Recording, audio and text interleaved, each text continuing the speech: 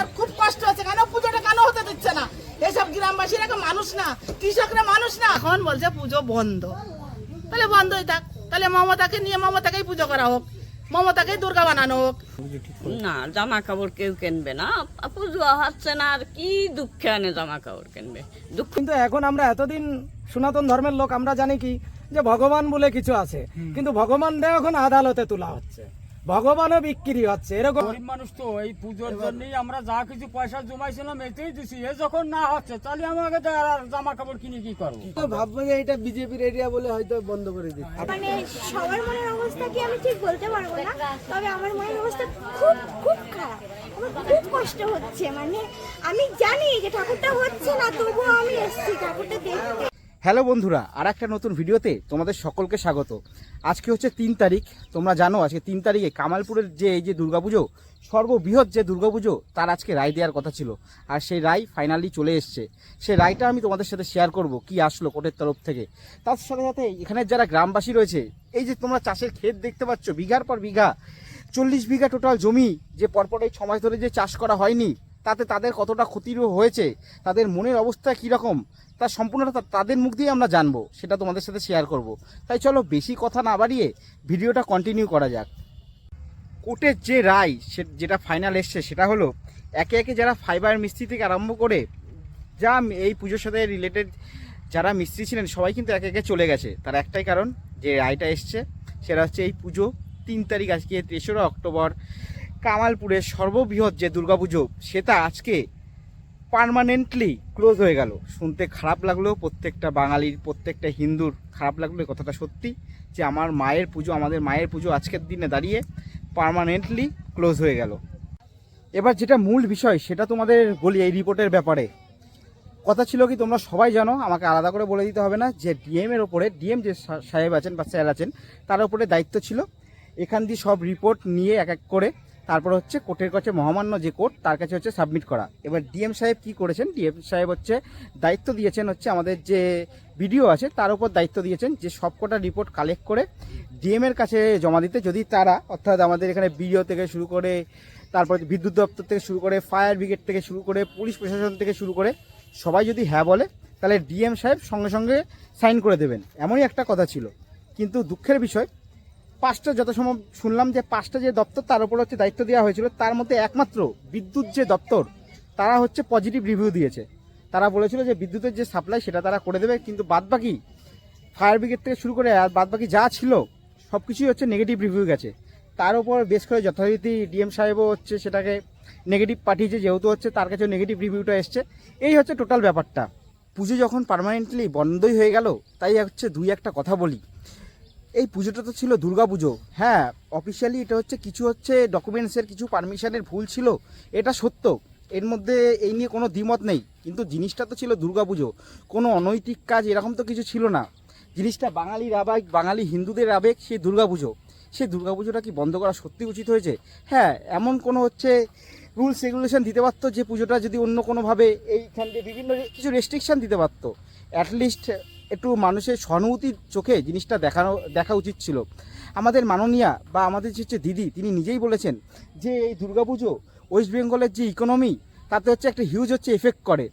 আর আমাদের ইউনেস্কো হচ্ছে যেদিন থেকে আমাদের দুর্গাপুজোকে স্বীকৃতি দিয়েছে, সেদিন থেকে তো আমাদের দুর্গাপুজো শুধু আমাদের ওয়েস্ট বেঙ্গলের দুর্গাপুজো নেই, এটা এখন বিশ্বের দুর্গাপুজো। তা বিশ্বের যখন দুর্গাপুজো, তখন পার্টিকুলারলি আমি নাম ধরে বলছি, শুনতে খারাপ লাগলো, কলকাতা বা কিছু বড় বড় এলাকায় যদি দুর্গাপুজো হয়, আর এরকম প্রত্যন্ত গ্রাম বলছি, তার একটাই কারণ হচ্ছে রানাঘাট যেটা মেন টাউন, তার থেকে হচ্ছে এই জায়গাটা 13 কিলোমিটার ভেতরে। তোমরা যদি কখনো এসে থাকো, 40 মিনিট অটোতে করে যদি আসো, সেই ক্ষেত্রে 40 মিনিট লাগবে তোমাদের এই অবধি পৌঁছাতে। তাই এরকম একটা গ্রামে, যেখানে গ্রামবাসীরা মিলে পুজো করছে, বিঘার পর বিঘা 6 মাস ধরে জমি ফেলে রেখে, তাদের বিভিন্ন ইমোশন জড়িয়ে আছে এই পুজোর সাথে। কারণ বিভিন্ন মানুষের সাথে তো কথা বললাম, তারা যেটা জানালো যে তারা নাকি পুজোর জামা কাপড়ও কেনেনি। কথাটা শুনতে কিন্তু সত্যিই খারাপ লাগছে। অ্যাটলিস্ট এটা হতে পারতো, রেস্ট্রিকশন দিতে পারতো। যেহেতু ডকুমেন্টসে ভুল ছিল, আমি আবারও বলছি, অবশ্যই ছিল ডকুমেন্টসে ভুল, সেটা মাননীয় কোর্ট থেকেও, মহামান্য যে কোর্ট তিনিও বলেছেন। কিন্তু জিনিসটা ছিল, আবারও বলছি, জিনিসটা তো ছিল দুর্গাপুজো।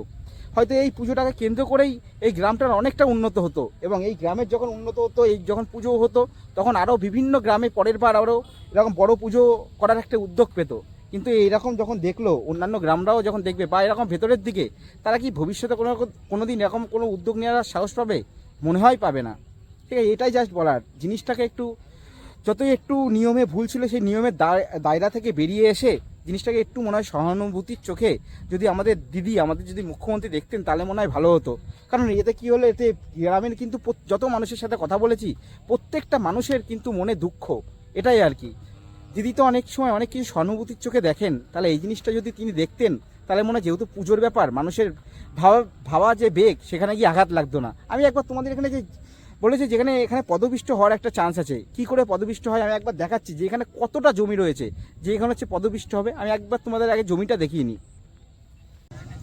এই হলো আমাদের দুর্গা মা, যার উদ্বোধন হয়ে যাওয়ার কথা ছিল, সব যদি ঠিকঠাক থাকতো তাহলে কালকে মহলের দিনই অর্থাৎ বোধনের দিনই মায়ের উদ্বোধন হয়ে যাওয়ার কথা ছিল। কিন্তু আজকে কি হয়েছে, মা হচ্ছে এখানে এইভাবে শুয়ে রয়েছে। আর এর মধ্যে হচ্ছে এখনই বৃষ্টি নামবে আর মা এখানে এইভাবে শুয়ে রয়েছে। ব্যাপারটা সত্যি হচ্ছে কষ্টের, সত্যি গায়ে লাগার মতোই ব্যাপার। আমি একবার জমিটা তোমাদের দেখাই। এই যে দেখছো চারদিকে ফাঁকা জমি, চারদিকে তোমরা যেদিকে তাকাবে শুধু জমি আর জমি। এই দিকে থেকে শুরু করে রাস্তার ওপাশ থেকে যেদিকে তাকাবে শুধু জমি আর জমি। এবং ওনারা বলেছিল না যখন হচ্ছে পুজোটা যখন হবে, এই যে ফাঁকা জমি দেখছো যেখানে এখনও কিছু ফুল গাছ রয়েছে, পুরো টোটাল জমি হচ্ছে ফাঁকা করে দেওয়া হতো। শুধু কেন? শুধু হচ্ছে এই পুজোর জন্য। তাহলে এত বড় যখন জায়গা, পদপিষ্টটা কী করে হতো? ঠিক আছে, এইটা আমার মাথায় ঢুকছে না। যাই হোক, আমরা যখন একটা সিস্টেমের মধ্যে রয়েছি, সিস্টেমের মধ্যে থেকে তো কিছু আইনের বিরুদ্ধে বলতেও পারি না, বলাটাও ঠিক না। কিন্তু আমার শুধু একটাই কথা, এত বড় জমি, এত ফাঁকা চারিদিকে রাস্তা, তাহলে কি করে এই জায়গাতে কি করে পদপিষ্ট হয়? এই যে তোমাদের এখন আমি দেখাচ্ছি যে রাস্তার ওপাশে যেখানে পুজো বন্ধই হয়ে গেছে প্রায়, কি সেখানে এখনও পুলিশের গাড়ি এখানে দাঁড়িয়ে আছে। আমি একবার জুম করে তোমাদের দেখাচ্ছি। ওই যে দেখছো, ওই যে পুলিশের গাড়ি ওখানে দাঁড়িয়ে, ওই যে ওখানে পুলিশের গাড়ি দাঁড়িয়ে আছে। না, এই যে জায়গাটা নাকি ওনাদের কম হয়ে যাচ্ছে। এত খোলা মাঠ চারিপাশে, দেখো তো। আর এই চারিপাশে তো কি খালি খোলা মাঠই দেখা যাচ্ছে, যে মানুষ দৌড়াবে, ফাঁকা মাঠ দিয়ে দৌড়াবে। আর গ্রামে তো এইটা, শহরে কি দৌড়াতে গেলে ঘর বেঁধে যাবে, ওখানে নালি, ওখানে ড্রেন, কোথায় পড়ে যাবে কোনো ইয়ে নেই, সেখানে বাধা নেই। যত বাধা গ্রামের ভিতর আসছে। গ্রামে যে খোলা মাঠ, রাস্তা ছোট, ঢুকতে পারবে না লোক, কোথায় অ্যাক্সিডেন্ট করবে, কোথায় মারা যাবে, প্লেন ঢুকতে পারবে না, প্লেন নাকি বাংলাদেশে পাস হতে পারবে না, প্যান্ডেলে বেঁধে যাবে। যত মানে উচ্চা প্যান্ডেল এই গ্রামের ভিতর কামালপুরে হয়েছে, শহরে নেই প্যান্ডেলটা। কালকেও আমি দেখে এসেছি শহরে একটা প্যান্ডেল কত উঁচু, ওখানে তো প্লেন তো মাথার উপর দিয়ে ঘুরে বেড়ায়, তাদের প্লেনটা বাঁধবে না ওখানে। হ্যাঁ, সোদপুরে আছে কি কোথায় জানি না, কিন্তু আর এই কামালপুরের প্যান্ডেলটা নাকি বাংলাদেশে প্লেনটা ঢুকতে পারবে না, তার নাকি এখানে অ্যাক্সিডেন্ট হবে। আরে হোক না অ্যাক্সিডেন্ট, কপালে থাকলে অ্যাক্সিডেন্ট যেখানে সেখানে হয়েই যাবে। কারোর বাবার ক্ষমতা নেই যে অ্যাক্সিডেন্টটা ঠেকাতে পারবে। কেউ যার সময় জানবে যে আমি যাচ্ছি, আমার আগে অ্যাক্সিডেন্ট হবে, কেউ বলতে পারবে? কেউ বলতে পারবে না। তাহলে এই ফাঁকা মাঠে পুজো হতে ওনাদের কি অসুবিধা হচ্ছে? চারিপাশে তো ফাঁকাই ফাঁকা, দেখো তো। এখানে ফুল বাগান, ওখানে রাস্তা, এখানে রজনীগন্ধা। আরে দরকারে রজনীগন্ধা ফুল নিয়ে যে পুজো করে চলে যাবে, তাতে কি হয়েছে? তাদের ওদেরকে মন্ত্রীদের অসুবিধায় আসছে যে না, গ্রামে কোনো জায়গা নেই, বেরোতে পারবে না, ডাক্তারের ইয়ে নেই, লাইন দিতে পারবে না, কারেন্টের শর্ট খাবে। কোথায় কারেন্টের শর্ট খাবে? কারেন্টের শর্ট তো শহরে খেয়ে খেয়ে মরে যাচ্ছে কত জায়গায়, তাদের দোষ নেই। গ্রামটা যত দোষ হচ্ছে, গ্রামে একটা সুনাম করতে গেছিলো, সেটা সুনাম করতে দেবে না। ওরা বদনামি করবে যে গ্রামে কৃষকরা মানুষ না, যত মানুষ শহরে চাকরি বাকরি ম্যানেজাররা ওরাই আছে মানুষ, আমাদের কোনো মানুষ নেই, আমাদের ভ্যালুই নেই। ছেলেমেয়েরা দেখো পুজোয় সব জামা কাপড় না কিনে এই পুজোর জন্য সব চারিপাশে চাঁদা তুলে হোক, ঘরের পয়সা হোক, সব এইখানে দিয়ে এরাই কাজ করছে। এখন বলছে পুজো বন্ধ, তাহলে বন্ধই থাক, তাহলে মমতাকে নিয়ে মমতাকেই পুজো করা হোক, মমতাকেই দুর্গা বানানো হোক। আমার খুব কষ্ট হচ্ছে, কেন পুজোটা কেন হতে দিচ্ছে না? এইসব গ্রামবাসীরা মানুষ না, কৃষকরা মানুষ না, যত মানুষ কি শহরের লোকেরা মানুষ না? ওরা চাকরি করে, ওনাদের বড় বড় বিজনেস আছে, অনেক টাকা আছে। আমাদের কাছে টাকা নেই, কিন্তু আমাদের মন আছে, আমাদের দিল আছে, আমাদের সবকিছু আছে, কিন্তু আমাদের সাপোর্ট পাচ্ছি না। আমরা কেন দেবে না সাপোর্ট? খাবার বন্ধ করে দেবো, না খেয়ে মরবে। খাবার বন্ধ করে দেবো, চাল তেল বন্ধ করে দেবো, না খেয়ে মরবে। গ্রামের লোক মানুষ না, জিনিসটাকে না উঠতে দেবে, সেজন্য সবার জ্বলন হচ্ছে যে এই গ্রামের নাম হতে দেবে না। কেন হতে দেবে না? কিন্তু আমরা পুজো করবো না, ঠাকুর এইভাবেই শোয়ানো থাকবে। আমরা মেলা এখানে লাগাবো, মেলা বসতে দেবো, লোকের ভিড় দেখে কেউ ঠেকাতে পারে কিনা? পাবলিক কেউ ঠেকাতে পারবে না, পাবলিক হবে এখানে। ঠাকুমা, বলছি এই মুহূর্তে গ্রামের মনের অবস্থা কিরকম রয়েছে? সব কান্না করছে। কি আশা করেছিলেন যে পুজোটা নিয়ে কি হবে আর এখন কি হলো? আশা করিছে যে ভালো হবে, লাস্টে পর্যন্ত এইরকম হলো। এটা তো আর ধারণা কেউ করতে পারিনি। এখন শুনেছি নাকি গ্রামের অনেক মানুষ নাকি বাচ্চাদের জামা কাপড়ও কেনেনি, পুজো হবে বলে। হ্যাঁ হ্যাঁ করে কেনে নাই, জামা কাপড় কেনে নাই, ভালো মন্দ খাচ্ছে না, এমনি খাওয়া দাওয়া কমাই দিয়েছে। সব গ্রামের সবার তো এইসবের পুজোর ভিতর যে আগে 500 টাকা দিত, তার আনে 5000 দিতেই হবে, খাও না খাও। এইভাবেই তো চলতেছিল। কেউ 1 লাখ দিচ্ছে, কেউ 2 লাখ দিচ্ছে, যারা এই ডাক্তারি করে কি যারা চাকরি করে, যারা ঠিকাদারি করে, সব 2 লাখ 3 লাখ করেও দিচ্ছে তারা। আর এই 30 টাকা লাভের লোকে দিচ্ছে। তো এই মুহূর্তে কি এই বছরে কি গ্রামে যত বাচ্চাদের ছোট কোনো ঘরে কি আর জামা কাপড় কিনবে না, এরকম কিছু ঠিক করে? না, জামা কাপড় কেউ কিনবে না, পুজো হচ্ছে না, আর কি দুঃখে আনে জামা কাপড় কিনবে? দুঃখ করবে না, ছেলে মেয়েরে সাজাবে, নামরা সাজবো। এটা হলে না লোকে করতে পারতো, হ্যাঁ, আনন্দ করতো, এটা ওই এখানে এতে দোকানপাট বসতো। এখানেও টাকা দেওয়া হতো, ছেলে মেয়েও যত্ন করা হতো, নিজেরাও যত্ন করতাম, সবই হতো যদি পুজো হতো।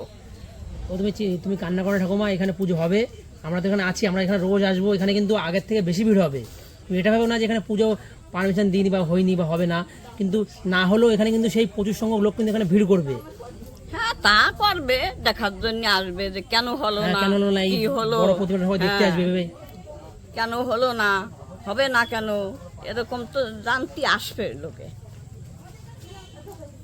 সেই যখন চটা বানতিছে তখনই তো লোক আসা শুরু করেছে। আর তখনই মানা করে দিতে পারতো হ্যাঁ। যে হবে না, হবে না। এত দূর এত টাকা খরচা করে, তখন এখন মানা করছে। মানে সবার মনের অবস্থা কি আমি ঠিক বলতে পারবো না, তবে আমার মনের অবস্থা খুব খুব খারাপ। আমার খুব কষ্ট হচ্ছে, মানে আমি জানি যে ঠাকুরটা হচ্ছে না, তবুও আমি এসেছি ঠাকুরটা দেখতে।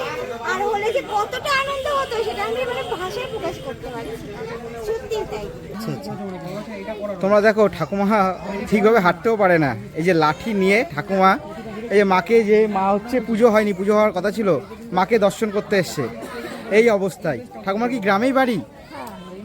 এই যে